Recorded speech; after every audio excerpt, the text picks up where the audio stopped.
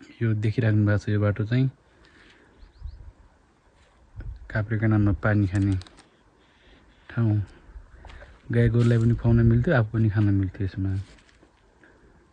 पहिला चाहिँ यसमा मुहान थियो उस्तो ढुङ्गाको, पछि चाहिँ यो चाहिँ बजेट आइसकेपछि यसमा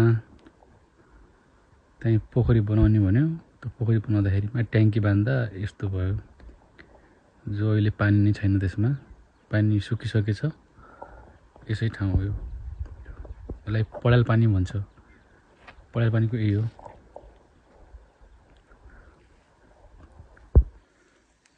देखिरहेछन् सबै त्यहाँ सल्लाहहरू सबै, यी सल्लाहका रुखहरू सबै जति देखिराख्नु भएको छ यो सबै सल्लाहका रुख।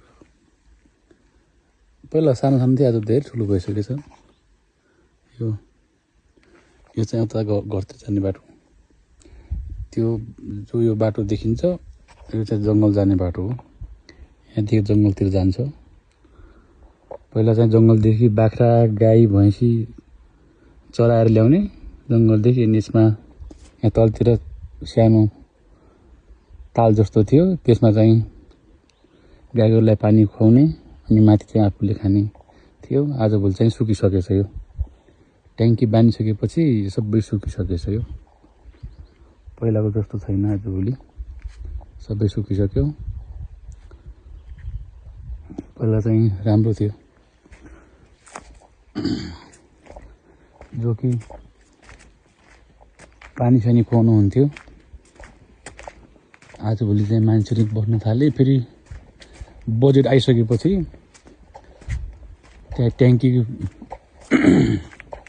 बनाउने भन्ने, त्यसपछि सबै सुक्यो। त्यसैले आजभोलि त्यस्तो छैन।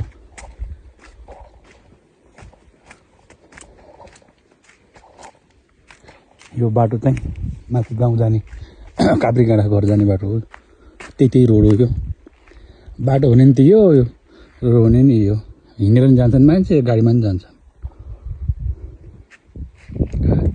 अनि यो तल साता जाने यतातिर, अहिले म झरेको यहाँदेखि यो उता जाने, माथितिर काभ्रेकाँडा जाने, यो चाहिँ साता जाने यतातिर।